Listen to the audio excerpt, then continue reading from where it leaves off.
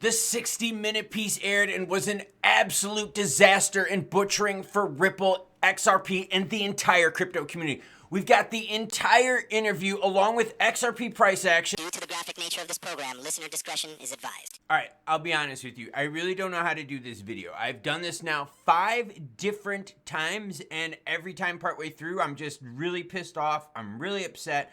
I lose my place, and it's just, I get really frustrated. So I'm just gonna do this video with mistakes. I'm gonna be me, completely unfiltered, no script. I'm gonna tell you exactly how I feel as it goes. I've done this so many times. I know the info forwards and backwards, and it pisses me off. But my job is bringing the news, whether it's good or bad, happy or sad. And today is bad and sad.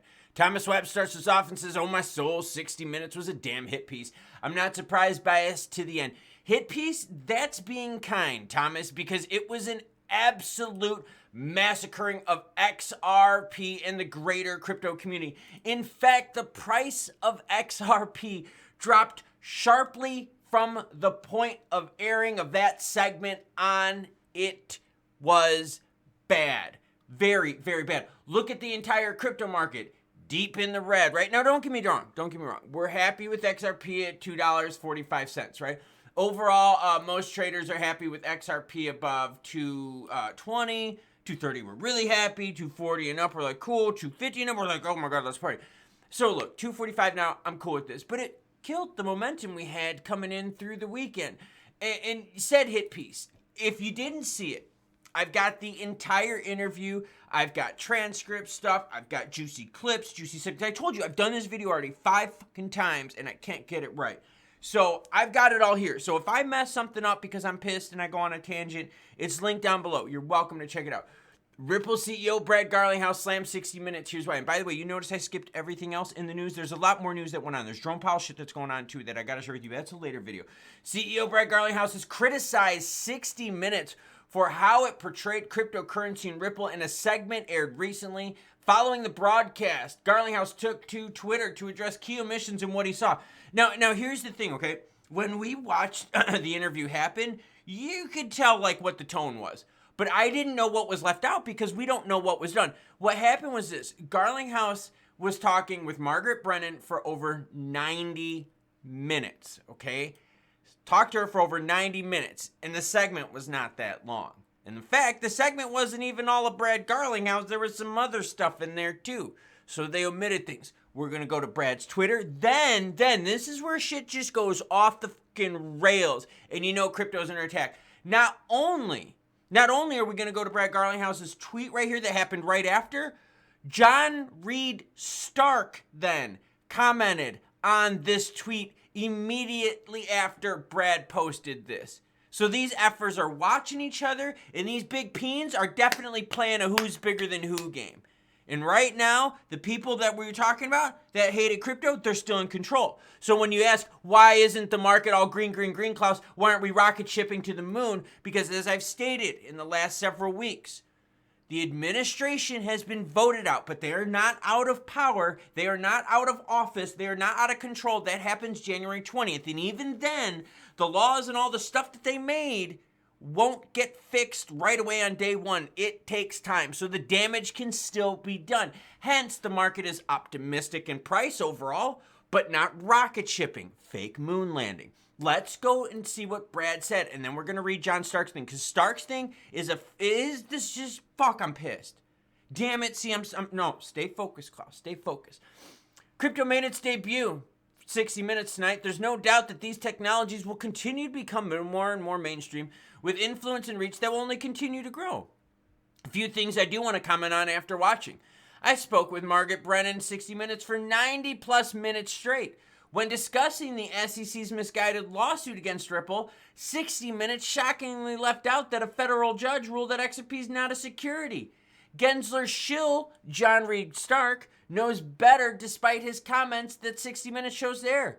Lastly, to say crypto has no utility is exactly what the naysayers said about the internet in its early days, and that it's nothing more than illicit activity. How vastly they were proven wrong. Today, even JP Morgan is coming around on blockchain. Conveniently, 60 Minutes also failed to mention that Ripple is doing billions of dollars of KYC transactions for our institutional coverage customers, leveraging XRP to move money cross-border more efficiently than traditional payment rails. So Brad's pissed that they left out a lot, and they did. And that was the hard part about watching this, is we don't know what the whole 90-minute conversation, right? Because it all gets shrunken down. So we didn't know what was left out. Like, we didn't know all the questions that were asked. We just got served this piece of shit on a platter, and we had to take a bite out of the shit sandwich. And it was horrible to watch. Ruined my night, for real. Ruined my night.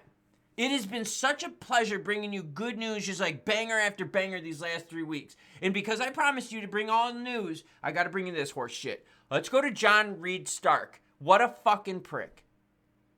Seriously, him and Becky can go KMIA. John Reed Stark. This is all linked down below, by the way. I wish you and all the XRP supporters all the best, Brad. As I mentioned in the 60 Minutes online segment, lots of digital asset investors are friends of mine, including Scaramucci, my close friend of over 50 years since we were 10 years old. I have often found that many digital asset enthusiasts, their heart are all in the right place like Scaramucci. They honestly believe that the crypto era will usher in a bright future for us all. I just happen to disagree strongly with that notion. Under any circumstance, much to my own personal dismay, the public's voice must be heard. Oh, okay. And the SEC's crypto enforcement program should and will stop dead in its tracks, including the SEC's appeal of enforcement action. As I told 60 Minutes, as passionate as I am about the systemic risks and dire externalities created by digital assets, I am even more passionate about democracy and the need to respect election results. Yeah, the voters said, Stark, that you and your cronies, we don't want that shit anymore. This was a landslide election of saying, fuck how you have done stuff and screw any future shit you want to do. He continues, President-elect Trump, the first self-proclaimed and avowed Bitcoin president, has secured an overwhelming victory in the election, and the Trump administration possesses a bona fide mandate to establish a regulatory climate characterized by cautious consumer protection in the digital asset marketplace. Crypto caveat emptor is precisely the vision that Donald Trump was elected to fulfill. Along these lines, my take is that the SEC staff should prepare a spreadsheet of all crypto-related investigations, litigation, appeals, and rulemaking so that the new chair can swiftly grind them all to a screeching halt. Like it or not, the people have spoken. Well, you obviously don't like that the people have spoken. That is a big tone that we have heard from a lot of the Democrats out there. They keep going, well, the people don't know what they want. No, they did. They voted dramatically to change this shit that we've been going through. And yet here you still have big shots, Democratic big shots going, you know what? The people have spoken, or like it or not, we have to deal with it. We're the people, you fucktard, and we said no mas. My only objection to your post, though, is when you call me a Gensler shill. I've never spoken, met, or even been in the same room as Gensler, and I look forward to my former boss, Paul Atkins, taking over as the SEC chair.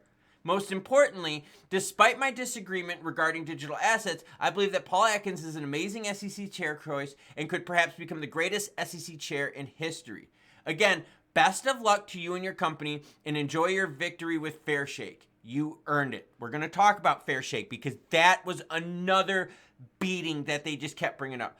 The stark reality is that you executed a brilliant political strategy and achieved an 85% success rate. I may not like it, but your election day win and extraordinary election track record is not just proven, it's axiomatic.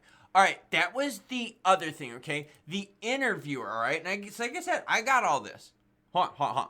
Election as a major victory. For sure. But some people will look at that and say, you teamed up and bought an election. At the end of the day, voters voted. You see what I'm saying? I could play you I can't tell you how many of these little snips right here where you could just feel the way it was leaning. You bought an election. Wait a minute. What the okay, I'm sorry. This is where it gets hard. No, fuck it. This is my time. Saying you bought an election. Well, what the hell did the Democrats do with all the celebrities trying to buy an election? With the hundreds of thousands being used to build sets? What about the millions of dollars paid to big-time celebrities to influence your decision. Isn't that trying to buy an election? It's the same thing. Both sides play the same game. What she's not saying, though, is Fairshake, okay? And that's what he says right here. And enjoy your victory with Fairshake. You earned it. Essentially, Fairshake is a super PAC, okay? Does not give a shit if you're Republican or Democratic. All they care about is, are you pro-crypto? Are you pro-innovation? If that's what you're into and you're a Democrat, a Republican, an independent, and a legal alien, an outer space alien, or whatever the hell, they do not care. You could be a kitty cat. If you are into like crypto and tech, like the advancement, the forwardization of that, they're down with you. And she kept ignoring and she kept leaning away from the fact of, oh, you bought the election. You bought the election. Not saying and not even bringing up the fact that, guess what? There were Democrats that Ripple supported. Both sides of the aisle. Yeah. And she kept honing in on the, oh, you bought the election. You bought the election. We educated voters, as many industries do, about candidates. But you helped supercharge the candidates with the money in the coffers, right? On We whatever they absolutely did. they wanted to talk about. That's Yeah.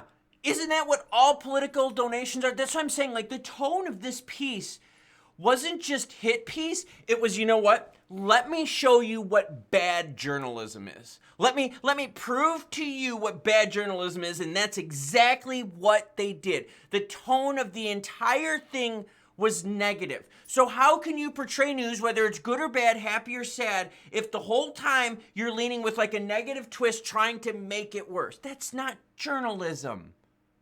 That's not a hit piece. You know what that is? That's government influence over major media outlets. Yeah, that's exactly what that is. Now, here's the best part. You want this? Link down below. You want to keep reading more about this? You're welcome to do so. But guess what? It's going to piss you off more and more and more. And the snips, that's what this whole thing right here is, just some of the juicy stuff here. Look how big this is. This is pretty big. That's what she said. But look at all this. These are all snips and snips and snips. I'm telling you, read it. You will be so effing pissed off. I mean, in the John Reed Stark part in here, I mean,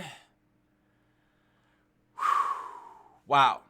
In one of the worst segments was this one. Garlinghouse says, hey, look, I just want to give us clear rules of the road, talking about regs, right? That's kind of why they wanted both Democrat and Republican if they were pro-crypto. Let's get some new, clear regs of the road. And this is what the interviewer said, all right? And this, I'm telling you, this is all the stuff that was just so hard to do about this video. This is what she said in response. So what was your strategy with putting money to working with the election?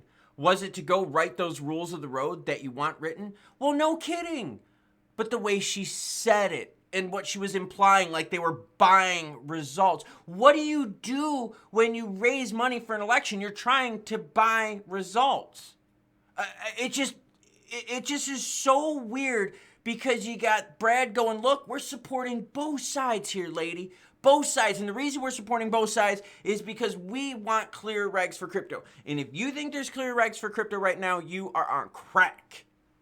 And it must be really, really good, like real stuff, because you are whacked out your mind. We are so far from clear regs here in the United States. And the tone Brad kept presenting, and that's why I got to give the man credit. The tone he kept presenting was like, no, we're neutral. We don't care who you are, where you are. Are you pro-crypto? Are you pro into what our industry is? Cool, we're down with that.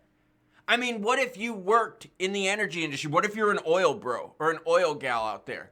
What are you going to do? Are you going to support candidates? They're all about like green energy? Hell no. You're going to be like, no, I want the oil boys. Give me them Texans and those Oklahomans out there. Alaskans got lots of oil too. So did the Dakotas. Yeah, that's the kind of influence you want. That's where you're going to spend your money. So you're going to try to spend to influence the votes. It makes sense.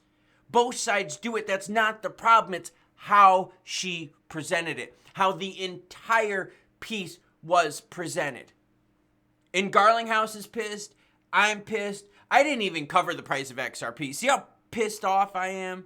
The price of XRP is down. It's been down since there. We're still above good ground. There you go. That's price action for you. But the bigger story is that there's still this negative sentiment with crypto, with a large chunk of people, with a very powerful chunk of people. Even when Donald Trump takes office on January 20th, you're still going to have a huge chunk of the population that can't stand him. You're still going to have large media outlets like this that can't stand him. I was so happy thinking that, you know what, with the huge change in how the voters, how the public showed what they are interested in, the vibe that they're in, that 60 Minutes would be like, you know what? We should take care of our customer and give him the news, whether it's good or bad, happy or sad. No, instead what they did was, we should lean this piece to support our base. And that's not what I do. I've talked badly about Patrick McHenry, Republican. I've talked bad about a whole bunch of Republicans, especially in the House Financial Services Committee, that threatened Gensler and never did jack shit about it. Oh, I also ripped on the Democrats too. I've ripped on everyone. Again, I don't care whether you're from this side or that side. I bring you the news whether it's good or bad, happy or sad, and 60 Minutes failed to do that. They brought an agenda-based piece, and they presented it to you, the public, to me, as this is how the world feels. Not realizing that, guess what? The world feels very differently because the votes tell us so. The results tell us so. The results from the American public. It was a landslide. Bernie Moreno beat Sherrod Brown. Moreno, newbie. Sherrod Brown, hardcore anti-crypto Democrat. Part of that whole super PAC that we talked about. Eliminated.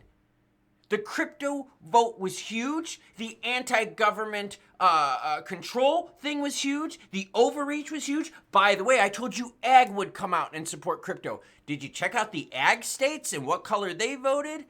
Exactly. So it wasn't just crypto. There was a whole bunch of people pissed with the SEC, pissed with government overreach, pissed with the misuse of funds.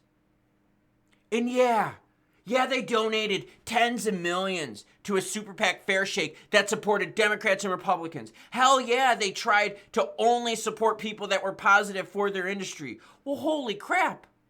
That makes sense. I don't support my enemy. Well, I mean, if you're the United States government, you are, because you give them weapons, money, and all sorts of other stuff, too. But that's just a different video. But you donate with the intent of winning. Why did Kamala Harris have all of these celebrities out there? To influence their fans, because they were fans with, or celebrities with big followings, and they're like, hey, look, if we could get some celebrity oomph, that'll get enough people to go, hey, some of my favorite celebrities think this way, we're gonna go that way too. Well, guess what? That was wrong. People did not think that. They did not take the bait, but the money was spent to try to get them to take the bait. So the results were different. The Fairshake Super PAC, super successful. The Cam way of doing it this year, not super successful. Both spent money. One won, one lost. Does that make one better than the other? No, it's the same fucking thing, but you wouldn't have thought that watching this video. It's linked down below. I'm pissed off. I'm going to go run in the rain. Choo-choo, bitches.